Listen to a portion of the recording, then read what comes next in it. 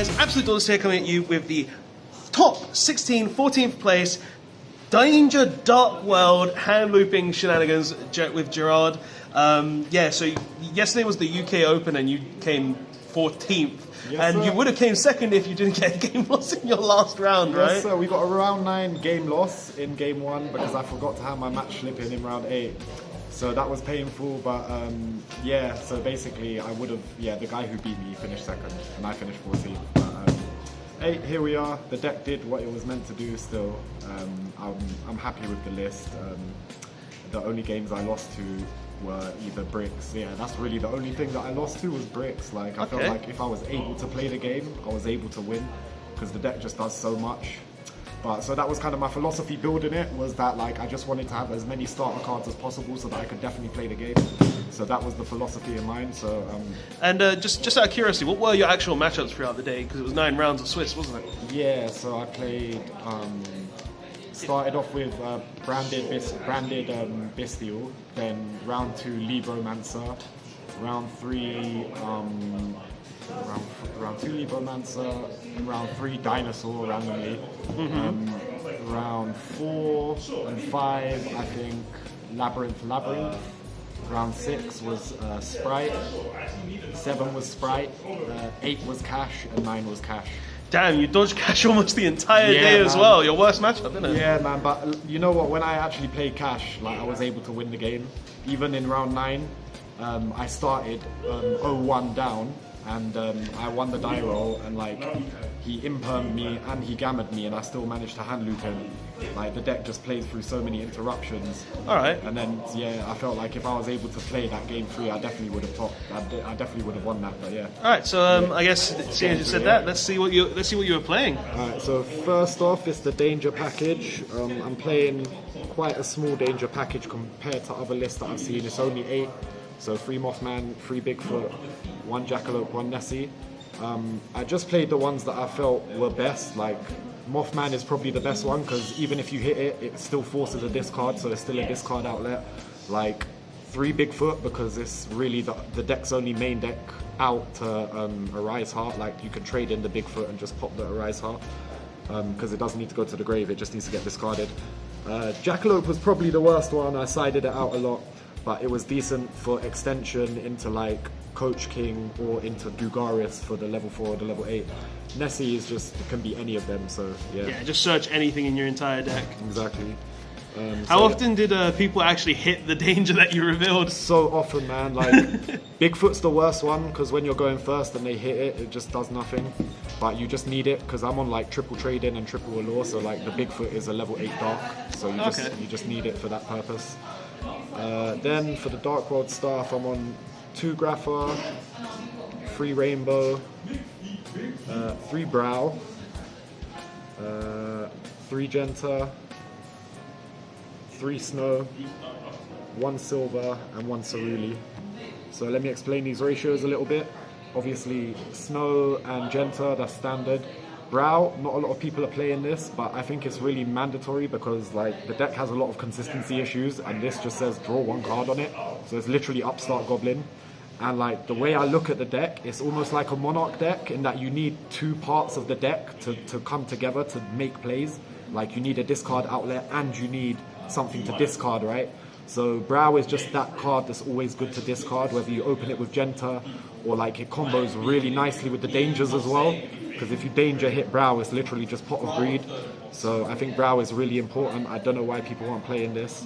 I'm on 3 Rainbow, some people are playing 2, but it's just like one of the best starter cards that you can see, especially in conjunction with Genta. Because you go Genta, add gates, banish Genta, some discard Rainbow, grab your search, summon back Genta, bounce Genta, summon back Rainbow, discard Genta again, get another gates, and then you keep playing from there. Just keep looping it until you have none left, right? Literally. And 2 Grapha, I mean, I was on 1 for a while. The second one was Zephyros, but I took out the Zephyros for the second Grapha because it's really good going second and just like going into boards. And also, I just wanted to have 1 in loop at all times. Like even if I banish 1 for fusion spell, I still want to have 1 to play with. So and it's a level 8 dark, so like there are weird situations where you just need to banish it with a lure, and you just always want to have one. So I just played 2. Okay. It's a bit bricky, but still I think 2 is kind of necessary. And then 1 Cerulli and 1 Silver. Like these cards are kind of bricks. Like you don't want to see them in your opening hand. They're highly searchable. They're highly loopable. Like when you give your opponent Cerulli, you just bounce it with a K-ship, you bounce it with Security Dragon. Silver, you're just bouncing it all the time for Rainbow and Grapha. So there's no need for more than one. I found that more than one of these were bricky. So that's why I chose those ratios. Okay. Seems like you did put a lot of thought into this. Like I remember a few weeks back when you were playing like 2 Cerulli. And it seems like you going down to 1 has actually increased your chance of winning. And oh yeah, definitely. It definitely looks a lot better. It's a lot more consistent, man. Like yeah, because it's so searchable and there's so much draw power in this deck. So I was on 3 Lava Golem for this event. Going forward, I know like a lot of the top cash players are literally just going Arise Heart Pass. This doesn't do anything to that, but it's so like has so much synergy with the deck. It's a fiend. It's a level 8. Discard it for trading. Banish it for gates. And also it's really good into like rogue, like Sprite. This destroys Sprite. Like even Labyrinth is pretty good against. But going forward, I'd probably swap this out for either Gamma Seal or Radian. Radian is good because it's a dark, it can be banished for a lore, and it's a fiend, but it's a level 7, so it can be a bit risky to give your Cash Tier opponent a level 7. And then Gamma Seal's a level 7 for trading, right? Gamma Seal's level 8, yeah, exactly. Sorry, level 8 for trading. Gamma Seal's level 8, so yeah. Yeah, there's also like weird other stuff you could play, like Santa Claus isn't bad, but you just need something to play into Arise Heart basically. And yeah, going forward, this is probably gonna be Kaiju, but I'd definitely still keep it in the side because against Sprite, it's just really good. Like my round 7 match, I was against Sprite and I literally like dropped 3 Lava Golems on him in 1 turn. What? It was insane, bro. Like the guy, yeah, he didn't know what happened. He was blindsided. So we're on 1 Archives, 1 Accession, 1 Talents. So these are all the hard once per turn spells. I don't want to play more than 1 of any card that's a hard once per turn in this deck because you draw so much that they just become dead bricks. I might bump Talents up to 2 just because playing into Arise Heart is pretty difficult. And this just destroys Arise Heart Pass.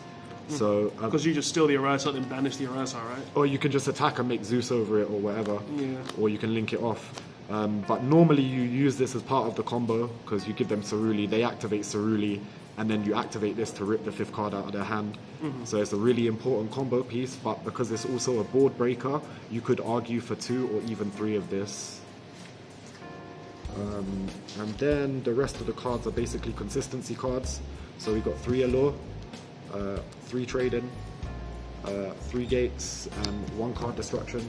And yeah, basically you just want to dig deeper.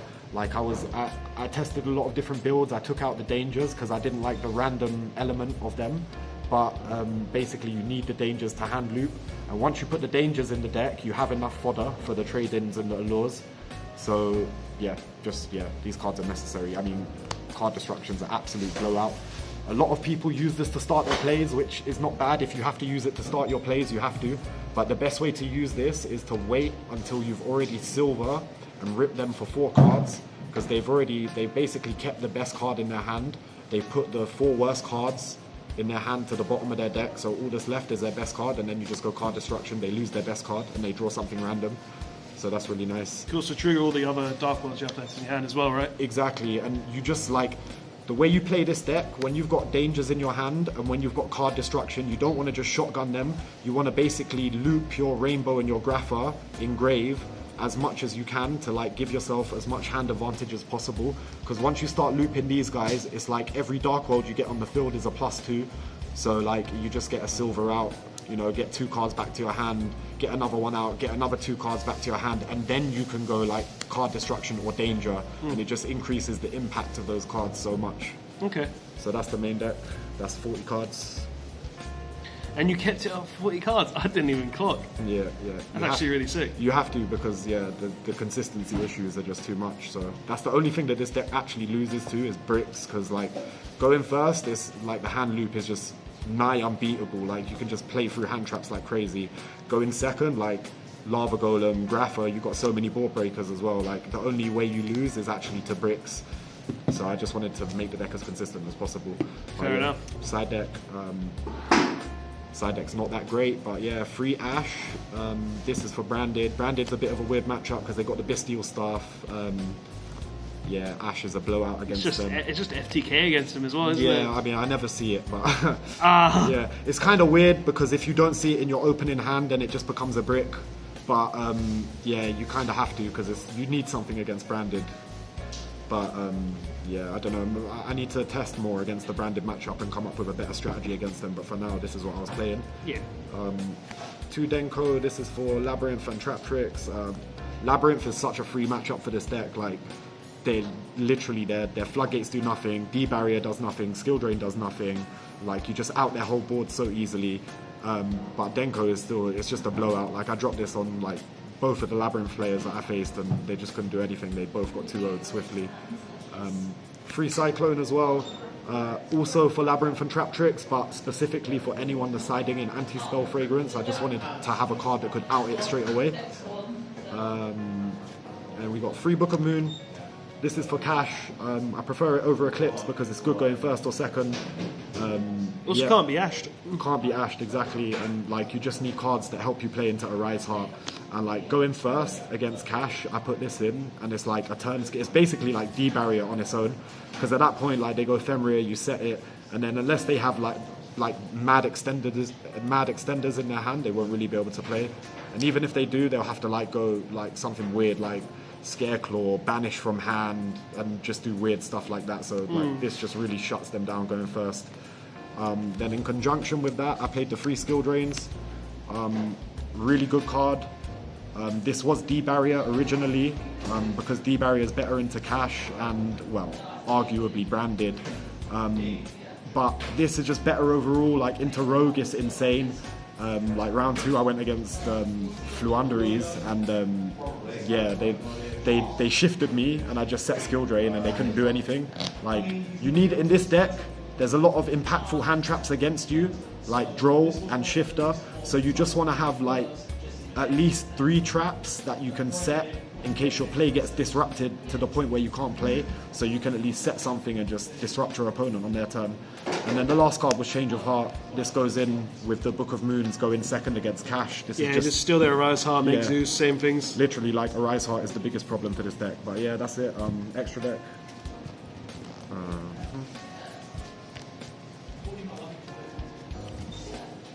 So we got 2 Grapha.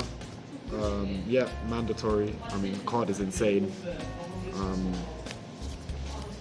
We've got 1 Yugioh. Didn't really summon it all day, but it's a combo extender. Like, it just fixes bricky hands. It also helps you draw more cards and Yeah. give you free summons from hand too, doesn't it? Literally, yeah. And it like, with the dangers, you make it really easily. Apo for 4. Like, Apo is just so good in this deck. Like, because the dangers just spam the board, and you hand loop, and then you end on Apo and Grapha, so you've got like 4 monster negates and Omni negate, and they've got 0 cards in hand, so it's really good for playing around Nib as well. Like, this deck can really play around hand traps well because you've got the fusion spell and you can really easily make Apo. Then we got the Nightmares. They're fiends, so you can make them under Muckraker. This is like quite relevant because sometimes you just need to clear your Graphas off the board so that you can start bouncing them back to hand. So yeah. It also helps you discard. No, they don't trigger Dark Worlds as well, don't they? No, they don't. They can trigger dangers, and this is nice because it outs anti-spell. And this outs Mirror Jade. Akashic, this is part of the combo. You put like Ceruli under their extra zone, and you put like a danger under your extra zone, and then you just link off into this and you bounce the Ceruli and the danger back. Really good card. Cross Sheep, this is definitely cuttable. It's an extender, but you don't you have to set up your plays in a specific way to actually use it, and 9 times out of 10 you'd rather summon like Akashic or Muckraker or whatever. I didn't summon it all day. You could definitely cut this. Muckraker, best card in the extra deck, but you don't want to make it at the start of your turn. You always want to hold out for as long as possible, because once you're fiend locked, in this build, you can't hand loop because I only play one Ceruli. So to hand loop, you actually have to like make either a K-Shik or a Security Dragon to bounce the Ceruli. And if you've gone Muckracker, you can't do that. So you definitely want to hold out on using this card until the end of your turn if you can. Sometimes you just get weird brick hands and you just have to do it, but yeah. Then Coach King says draw 3 on it, insane card, and really good in time as well. Like going into time, I just want to make sure that we're in my main phase. As long as we're in my main phase in time, like, I'm confident I'm going to win that game. Exciton was a bit of a tech. I mean, it never really came up, but it's a fiend, so you can make it under Muckraker, and it's got a good effect, and it can be a Zeus pilot, but yeah, never really came up. Dugaris, really good card. Make it with Mothman, make it with Genta, draw 2, discard 1. Just really good for extending and really good for fixing bad hands as well. And then last 2 cards, Baguska, it's actually a fiend, so you can make it under Muckraker, and it's a good Zeus pilot. And last card is Zeus. This is so that if we take their Arise Heart, we can just crash it and then overlay. Yep, that's it, man. Yeah, so you've obviously put so much thought into this deck. It's really good looking and it looks really strong. Is there any comments you would say at the end of this, like the matchups that were hard, or things that you really liked, or things that you might fully change, or? Yeah, I mean the deck performed really well. I wasn't sure what the cash players were going to be doing, whether they were going to go full board or whether they were just going to go Arise Heart. So now I've seen that like the cash players at top table were definitely just making Arise Heart. You need to address that in your deck building. So like probably more talents and Kaijus over Lava Golem and stuff. Also, I kind of need to figure out the branded matchup a bit. Like, I think the Ashes are a bit suboptimal in the side. I think there's something probably better to side against them. But yeah, with more testing, like, I'll just find that out. But I think the deck's insane. Like, it's definitely like one of the most powerful decks in the format because like it's so unexplored, like the potential of the deck. Because yeah, you can get hand trap. People can like start to play weird stuff like Droll and Abyss Dweller. But you can just like put traps in your deck and it's still really good. Like this deck literally sustains every single floodgate. Like you can play Gozen, you can play Rivalry, you can play Skill Drain. So like if people start to catch on that it's a really good deck and start siding more against it, I think I just put more traps in the side, you know, and make it more control oriented. But yeah, really happy with the deck, and I'm going to continue playing it for the rest of the format. Fair enough. Well, thank you so much for the profile. I'm sure a lot of people will learn from it. You did great, honestly. Like it's just unfortunate for the last round. Yeah, if it wasn't for the new rule saying 5-minute hand in slip, which is obviously just it's new, so it happens.